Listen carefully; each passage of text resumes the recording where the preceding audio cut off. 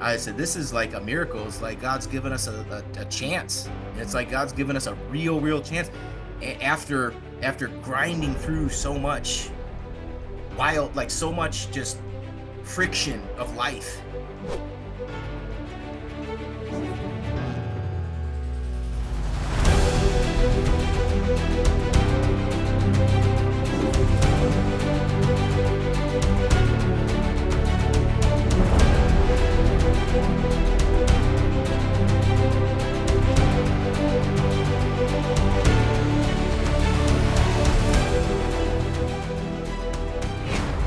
Hi, I'm Lane, and welcome to Lane's Domain, where we deconstruct the game of life one player at a time.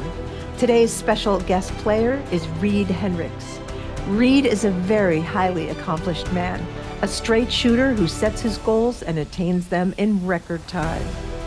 Reid is a former U.S. Marine, law enforcement officer, martial artist, high school history teacher, football coach, author of several books, and presently a full-time firearms instructor at his business called Valor Ridge, which is on a beautiful campus in the rolling hills of Tennessee. As a master shooter himself, he's trained thousands of individuals in his career as a firearms instructor. He teaches novices as well as frontline military personnel and law enforcement. Let's meet this amazing man. So Reid, it's so great to have you here. Welcome. Hey, well, thank you for having me. I'm very flattered that you'd even consider my life story. It didn't seem that crazy to me, but I appreciate the fact that you thought about me. Well, it's certainly not crazy, but you are such a highly accomplished individual that, I mean, how could anyone not want to interview you? That's my feeling about it. So let me just start out with this question. You're a man of unwavering principles. You have high values. You're a nonconformist. You're a straight shooter all the way. How did you get that way? I don't know. I mean, if I really sat back and analyzed it, I mean, if I went back to it, I'd probably say it's a combination. I think a lot of it was innate already. You know, I think a lot of it was inside, but I think a lot of it was cultivated, you know, just watching and observing other people that I respected. You know, and then looking at that. I mean, it starts with your family, but then it extends out to people that you run into in life. So then let me ask you this. How did the movie Bill and Ted's Excellent Adventure shape your life? Oh, that was cool. I mean, I was like I remember I was in grade school and the movie came out, and I don't know what caused my parents to be interested in that movie, but they said, why don't we go to the movies? It's like, it's in the middle of the school week, you know? I mean, this is like a Tuesday, Wednesday night, something like that in the 80s, you know? And you know, we went there and I watched that on a school night, and I was like, man, that would be so cool. So every time, and this is once again a generational thing, every time I pass a phone booth, I always like wish that there'd be like numbers you could punch in, and it would, you know, it would take you, you know, to that time period. And that's what really got me interested in history, and so I'm pretty much interested in history from that point forward. For a while, you were a high school history teacher and also a high school football coach. And you said that you had no discipline problems with the high school students. And I'm wondering how did you motivate them, the high school history students, as well as the losing football team that actually, you know, came to 2 years in a row of playoffs because of your motivation? You know, as far as teaching, because it's two different things, right? I mean, like classroom, and then you got the athletes. So they're all kids, but they're, you know, people in a different setting. So I think as a teacher, I mean, you show the kids that you care about them. I mean, I really did and do still. I still communicate with quite a few of them. So in the classroom, I showed them that I cared. I put a lot of effort in myself. Like, I never used the textbook. Like I said, the first day the kids would get in the class, I'm like, all right, here's your book. Like, you know, they say I have to issue it to you. I was like, now just put it under your chair because we're never going to use it for the rest of the year. And so I would use my own materials and, you know, get the critical thinking going and all that stuff. And so it wasn't like a delivery of information. It's more of a thought exercise, you know, for that kind of stuff. Oh, if we could have all had teachers like you, we might have enjoyed our educations. Instead, we had books and memorizing garbage and just... Oh, I tried to do for that like hour and a half where they're in the classroom, like make it worthwhile to be there, you know? Oh my God, how wonderful. And so then if you took that with you to assistant coaching or whatever it was. What did you do to motivate the kids to reach their potential so that they could win some games? Yeah, it's a great question. I mean, a lot of them were just they were driven, they were driven to do it. Like they wanted to win. It's not like anybody joins a team and be like, "Oh man, I'm just here just because." I mean, I think they wanted to do it, especially a sport as hard as football, or it's physically and mentally demanding. And so we kind of created this whole culture of accountability and ownership, really. I mean, accountability sounds so sterile. So I would say ownership, like ownership of one's actions and ownership uh, to the relationship with everybody else involved on the team, to the coaches, to their teammates, and a lot of their teammates were their friends. So nobody wants to be the person in the circle of friends that uh, penalizes everybody else. But not only that, once they started winning, it was like infectious. Like once they started winning, they're like, okay, this is great, this is happening. And so then they started getting better and better and better over time. That's really, and you really taught them teamwork. I mean, that is teamwork. I mean, you didn't have the individual egos that can often destroy a team. Yeah, attention seeking, I mean, young guys, I mean, I'm speaking for, boys, because that's who's on the team, but, you know, young boys want attention, and if they're not getting it, whether it's positive or negative, they're going to make sure someone gets it. So instead of like, oh, I'm going to stand out and do this, I think a lot of it was like, I think they wanted their identity to be like as a contributor rather than like a detractor or an attention seeker. It was an amazing experience to see people's character, to see it. You could tell, I don't know, I kind of could see people's character as young men, and kind of almost look at their character, how they would be later on in life. And a lot of it came true. We're kind of missing that today in the young men and the way people are brought up today. The farm. I mean, I see the farms disappearing. When I was living in South Dakota, when the elder people who were running the farms died, their kids were all off in cubicle farms in the cities because they went to college, and they auctioned off the whole farm and bought up by some huge conglomerate. So you really were able to work with a generation of young boys that we may not see again. So it's this weird time where it's like, decades and decades ago, the pinnacle was, oh, if you get off the farm and go to the city, you've made it. Now it's, let's get the hell out of the city and get out where it's normal. Spot on, absolutely. Now, did you start your martial arts before you were history teacher? Was that like a long time before? Yeah, it's life. That's from the beginning. I remember I started it in 3rd grade. Yeah. I started with karate, Shorin-ryu karate, striking, then went into wrestling, and then went into combatives, jiu-jitsu, more mixed martial arts stuff. So I've kind of, and then of course firearms. What motivated you to do hard body conditioning and to be so physically oriented? Was there someone that were you a fan of Arnold Schwarzenegger or? Why not? I'll tell you what it was. My parents didn't let me sit on my ass. Oh. They said go outside, outside, drink from the hose, go out and play. You're not going to sit in here all day long. And from there it started, and I started playing hockey when I was like 4, 5 years old. Then into baseball, then into basketball, then into football, track, all that stuff. So it was like, early on it was like there's no choice. And then as time went on, it was like, yeah, I'm doing this, I may as well get really good at it.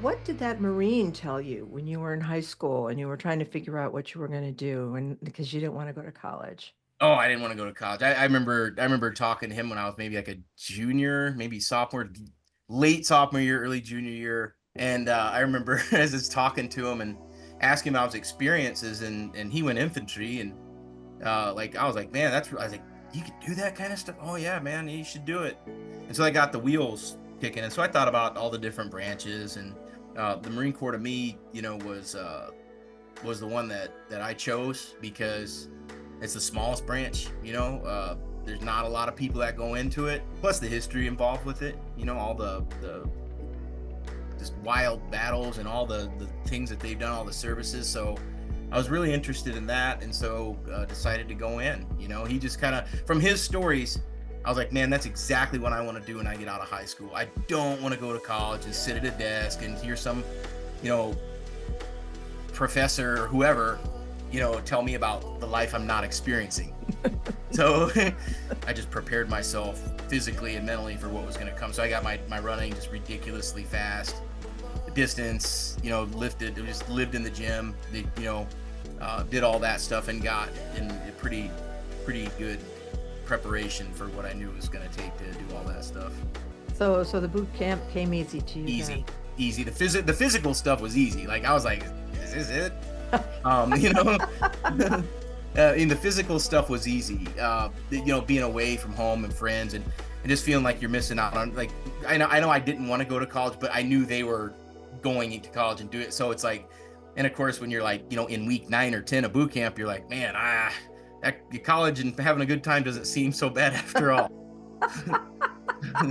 So you loved shooting because you went into the mountains with your granddad as a kid. So is that how you migrated to being a marksman and that kind of thing in the Marines?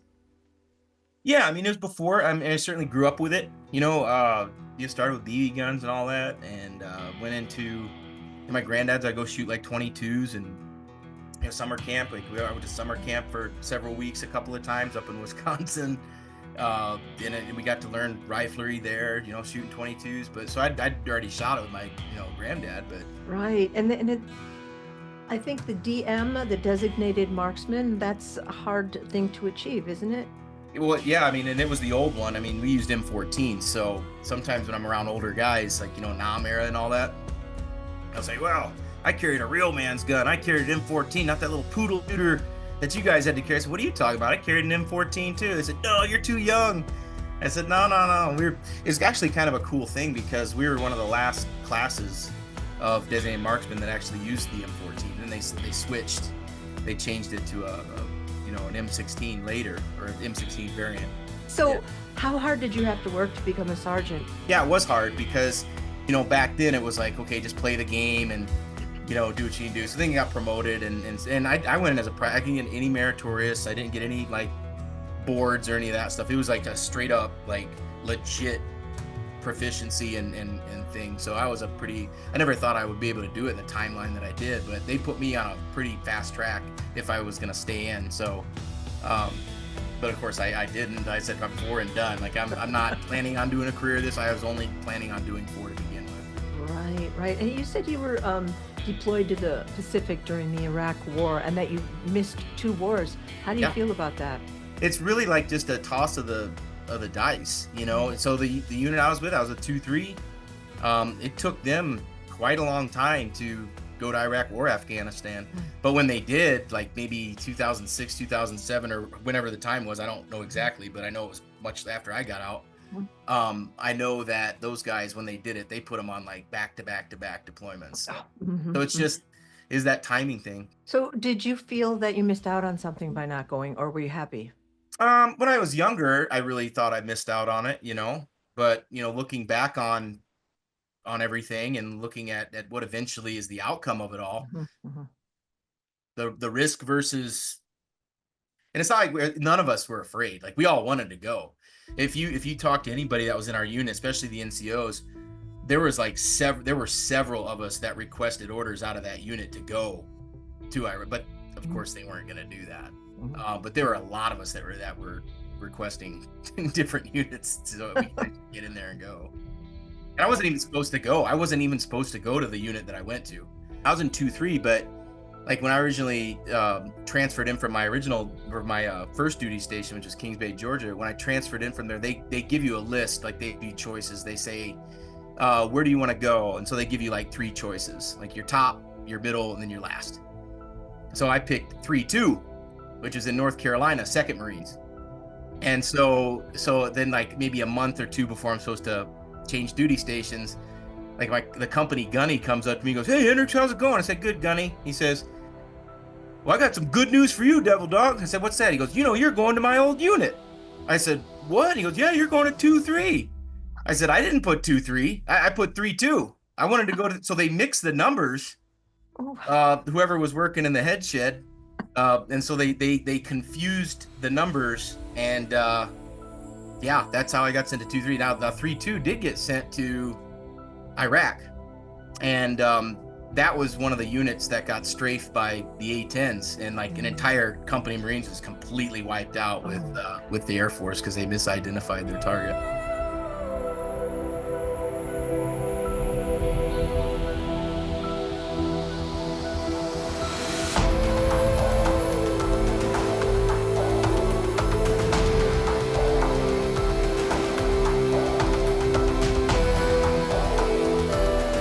oh, well, you had more to do in your life, and that's why those numbers got mixed up. Yeah, not too many people know that story, Lane. I mean, not too many people except for my really close friends, but it's a weird thing. You look back on life and figure like just a turn of a little pen, or somebody who has dyslexia or not, or somebody that confuses numbers or not, and who knows the outcomes. Do you think it's guided? I don't know. That's something that I've chewed on more than one occasion, but I don't know one way or the other. Now, you said that some of the hardest years were post-Marine. What happened then that made it hard for you? Yeah, there's a lot of stuff. I mean, when you get out, you don't have your buddies that you're used to. I mean, you stay in contact with them, but it used to be you just walk across the hall and they're there, or they're like in the bunk like next to yours, because we stayed in Quonset huts and squad base quite a bit. But so that was difficult. And then of course, getting out, by that time a lot of my buddies had either gotten married or had families, and so it was like a lot of it was just personal development where you couldn't just go out and hang out with people. So that was a little bit difficult, and there's, I would say probably the hardest thing about it was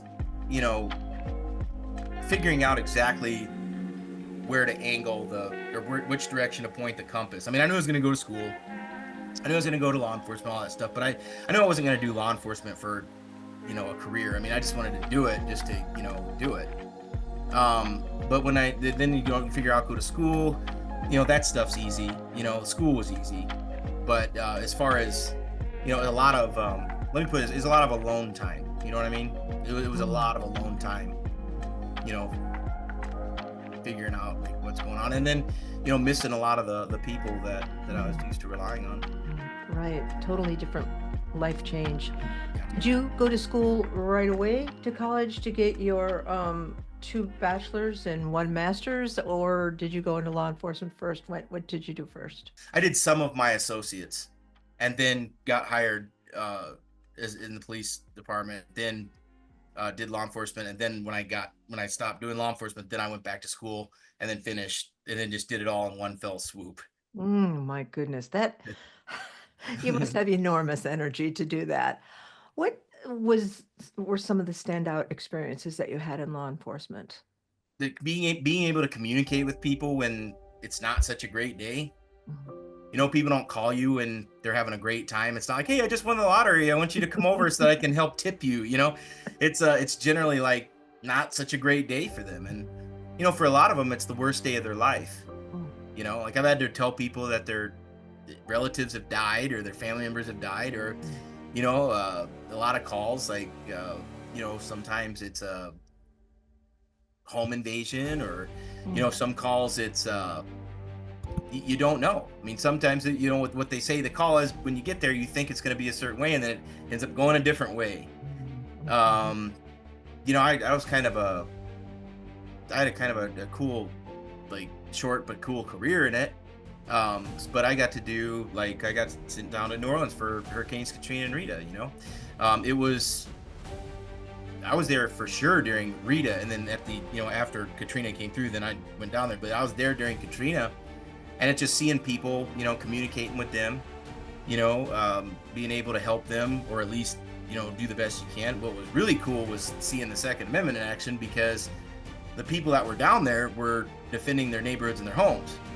And so, like, when I saw people like that were armed, they weren't hurting anybody. They weren't threatening anybody, but they were armed and they were protecting them. So I was like, heck yeah, man. This is like, that was one of those things where I'm so glad that I got to do it, because when I was down there, I saw the Second Amendment and how, I mean, I always knew how important it was, but to actually see it, that's a whole different kettle of fish, and that was a pretty cool thing. And we were there to, like, not have dirt bags do that kind of stuff. And so the normal people that were armed, like homeowners or just neighborhoods or whoever, like the normal people that were there, was like, this is great. But the reason that we were down there was to be almost like a deterrent for anybody that was going to do anything bad to anybody else. So we were not like separate from a lot of people in neighborhoods. In many ways, we were in the same we were in the same mission. Right. And so did all of your fellow law enforcement, did they also appreciate that the homeowners were able to defend, had their own firearms to defend? Yeah, I would say overwhelmingly. I would say absolutely overwhelmingly that I never heard anybody be like, oh man, I can't believe these people have fire. Like, I never heard anything like that, And so, and it really wasn't even brought up. I just thought it was cool. I just thought, I was like, yeah, I mean, it's Louisiana, I mean, it's a great place. Absolutely. So how many years did you spend in law enforcement? I think 2004, 2006. 2 years. Yeah, not maybe. Yeah, I think somewhere in there. And why did you leave? I left because I mean, after that kind of an experience, it's like regular LE is like, okay. I mean, if I had gone to a bigger, like if I had been like a big city and like done SWAT, or like, maybe if it like more like focused as opposed to just general, like I'm out shagging calls and this and that. Cause my thing is like, I like to, have a mission and then go accomplish that mission. So, if and a lot of times it was there, and of course leadership. Gotcha. Like So after you didn't attain to become leadership in that field then? No, I never even considered it. Never even crossed my mind. Right. No, right. it was there's one of the biggest reasons I left was because there was a very especially the place where I was, that there just wasn't great leadership at all. So that pretty much pushed you out to your next. Oh yeah. It was like, yeah, it was a done deal. Yeah, I had an exit strategy for sure. What happened after you left law enforcement? Yeah, after I did that, I went to school. Went to school from 2006 to 2010. What were your majors? I mean, what did you get your bachelor's and master's in? History. It was a good idea. I'm glad that I decided to teach. And how long did you teach for? 3 years. 3 years. Yeah. And then you were off to your next adventure? Yeah, 3 years, and then I ended up doing firearms. I became a full-time firearms instructor, and then started my own company in 2015. So tell me about Valor Ridge and how you started it. Valor Ridge is a result of a very long time of training and being around firearms. Our goal here is to represent the American patriot at their finest and graduate students who are proficient, confident, and purposeful in their actions. I can take you and move you physically. I can grab your shirt, I can go here, or I can just simply hit you out of the way. Why does the gun draw our attention? Because that's the threat, right? Our training is truly for everyone. We can teach you how to handle your gun safely, basically, and proficiently, but we can also put you in a shoot house and have you clear hallways and rooms. We can also, if you went through all of our classes, what you'd really see is that you can make shots on bad guys from the muzzle all the way out to 600 plus yards. It's very comprehensive, and people have come from literally all 50 states from all around the country to train here. It is a true lighthouse for freedom in this country, and we look to get even brighter in the future. Oh, that's a saga. I mean, it really is. It's one of those deals where, like, completely unplanned, right? It's one of those things where it's completely unplanned. It's one of those deals where, if you'd have told me in like 2014 at any stage of that year that you're going to start your own company and that you'd be teaching classes, I'd be like, you're nuts. Like, there's no way. And then of course there are things that happen that they not only like nudge you in the direction that you should be going, but like it's an irresistible momentum. So I would say, yeah, I mean, absolutely, we live in a world of free will. right? I mean, I believe that. I mean, I know some people don't, but I believe that we have free will. But I also believe sometimes God like says, all right, you weren't listening before, so now I'm going to yell at you. Right. now you got your attention, right? And so it was one of those deals where it's kind of this crazy sprint, and the whole thing happened, the whole decision to start the Ridge, and unanimously, like this has never happened before in my life.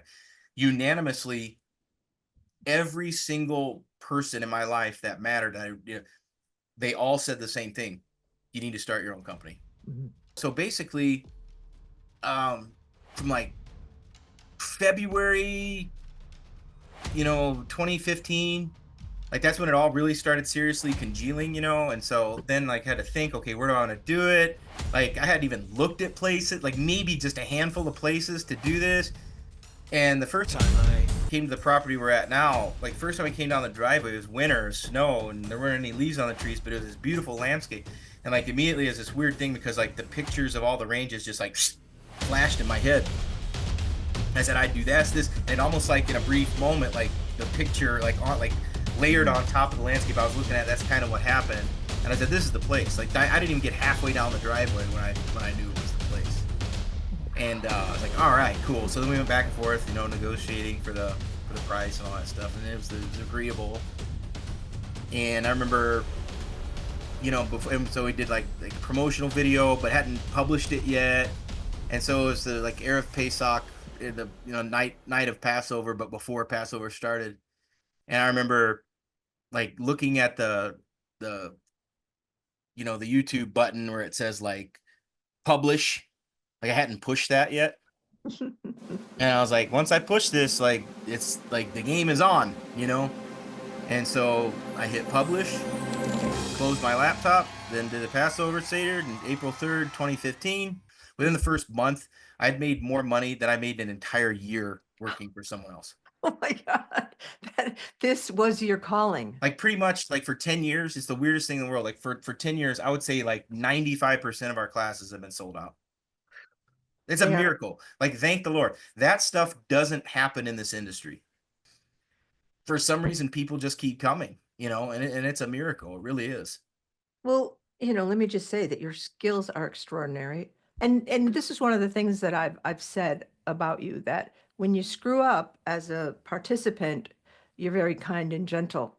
And so instead of feeling shamed for not being perfect, you feel, wow, I can do that, and nobody yelled at me, and it was so nice. And I really, you get people coming back over and over again because you have techniques that you don't want to mess up by going to other schools. I believe that you've worked them to a point where you've gotten them to be so excellent. And I think you continue to work them, and you continue to come up with new classes that are fun and exciting. And it's just like you have got your fans, and those fans will continue to keep coming to you. And so, stop blathering on, Lane. But what I wanted to say is, so how did you come up with the name Valor Ridge? There's a guy that I served with at Kings Bay. He later went to another unit as well, same way I did. And his name is Jason Dunham, and he ended up posthumously getting a Medal of Honor. From the halls of Montezuma to the shores of Tripoli, we fight our country's battles in the air, on land and sea. First to fight for right and freedom, and to keep our honor clean. We are proud to claim the title of United States Marine. So if you look at what the word is on the Medal of Honor decoration, the word is valor, right? Strength of spirit or mind that enables an individual to encounter danger with firmness. I mean, that's the verbatim definition of valor. Strength of spirit, of body or mind that enables an individual to encounter danger with firmness. If you're going to start a firearms training company, that's like the end goal, right? Like that's the end goal. It's not marksmanship. Like it's not like how fast can I shoot? Like, because none of that stuff even matters, So like like I always start everything with the end in mind. Like I create every class with the end in mind. I created this business with the end in mind. And so if you know what the end is, then the only question there is, how do you get there? So you got to have a target, you know, you got to have you have to go know where you're going. It's like, oh, I just want my students to shoot better. Okay, that you can do that in Boy Scouts, but what's the goal? Like, I mean, the goal of this place is to help people, like, not only have the mental and the strength to do this, but like when they do have, God forbid, any of these moments where they do have to protect themselves or their family, that they're able to encounter that danger with firmness. We normally don't get people coming here that are like IPSC grandmaster shooters. Like, we'll normally get people that are family folks, or they've got a significant other, or they've got, you know, a congregation that they care about. They work. they don't get paid to shoot. You know, they may go to the range, you know, 5, 6, 7, 8, 9, 10 times a year or whatever. So they're not going to have 10,000 rounds a month to go out and do like other systems where, okay, you got to shoot this much to stay sharp. And it's like, think of the cost on that. Like, think about the cost, and think about like how much sustainment that would take. Right. So what we do is it's like, all right, so I understand range time is limited. I understand that people's time is their most valuable asset. So it's like, we're going to teach techniques that if you just go home and work on them decently, consistently, when the time comes to defend yourself, like, you're going to be okay. And I cannot tell you, I mean, I've gotten the phone calls, I've gotten the emails, I've gotten the letters of people that have trained here that have had to defend themselves, you know? So we know it's successful, but I was also taught from really good guys, you know, just phenomenal dudes that taught me how to become the teacher that I've become. So the credit is all theirs, you know? Well, you add so much to it. You have your history background, and so you educate your students about the history of this country and what their rights are. You've had your law enforcement training, and so you show videos of scenarios of whatever we're going to be learning that at those sessions.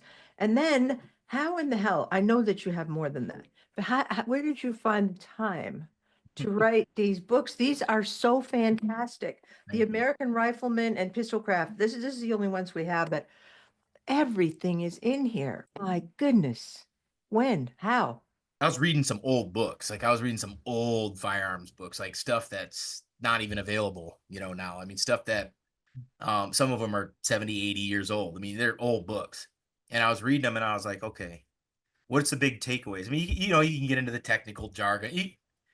You get it. But I was reading this, but I noticed so many similarities across the board in so many of them. And so I was like, all right, so how do we tie all this stuff together? You know, there's always at least several good points in each one. So how do I bring all that into the material?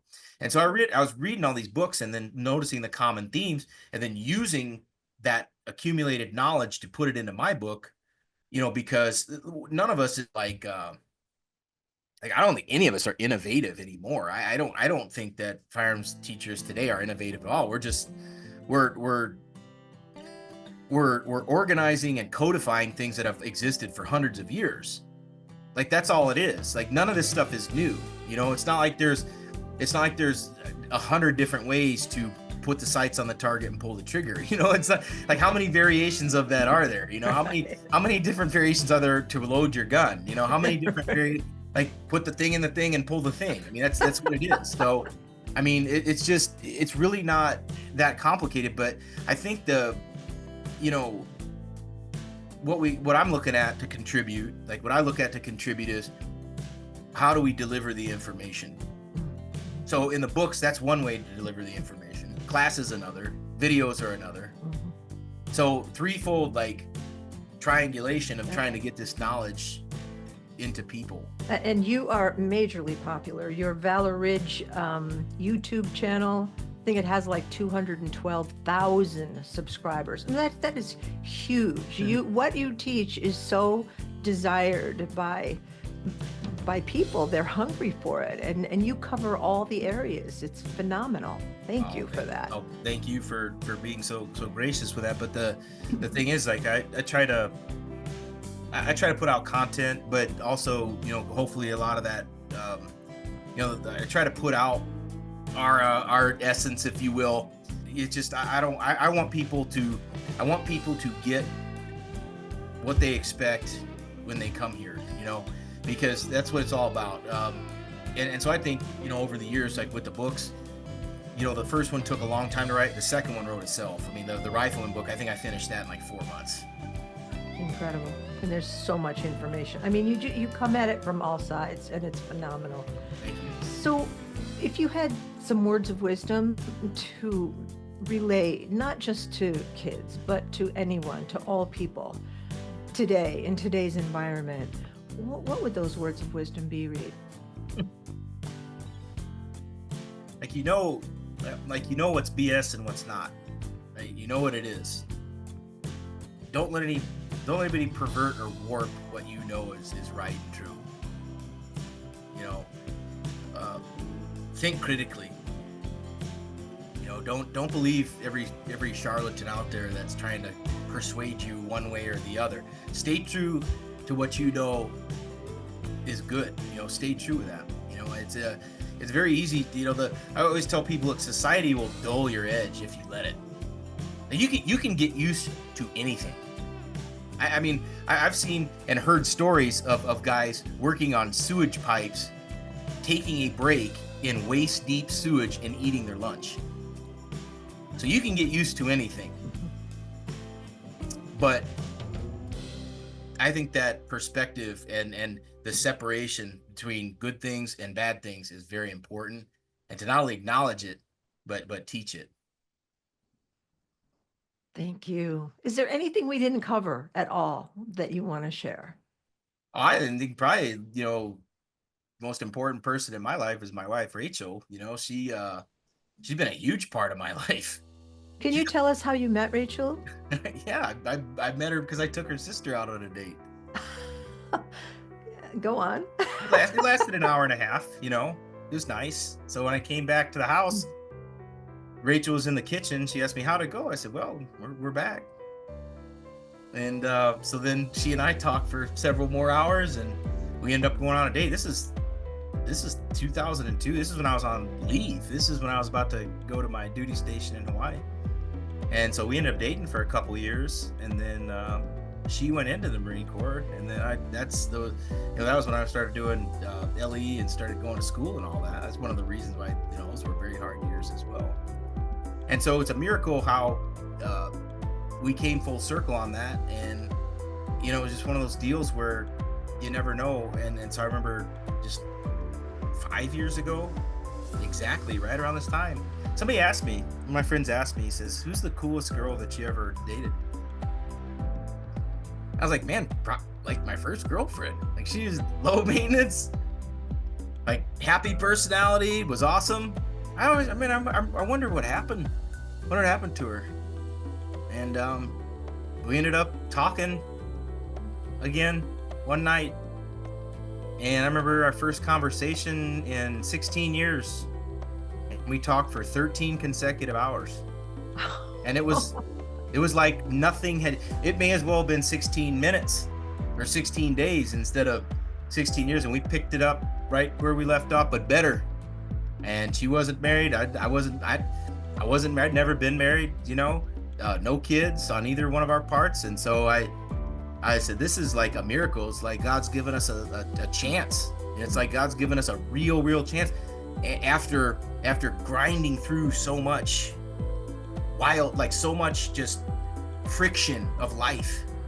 And I remember when she came out and visited for the first weekend ever, like, you know, ever since, you know, for many years, it was like, I was like, okay, great. And what a lot of people don't know is, like, after that first weekend she visited, I actually ordered her engagement ring later that week. Oh my God, that's so wonderful. It sounds crazy, like it does, but I had never been married. I was 39.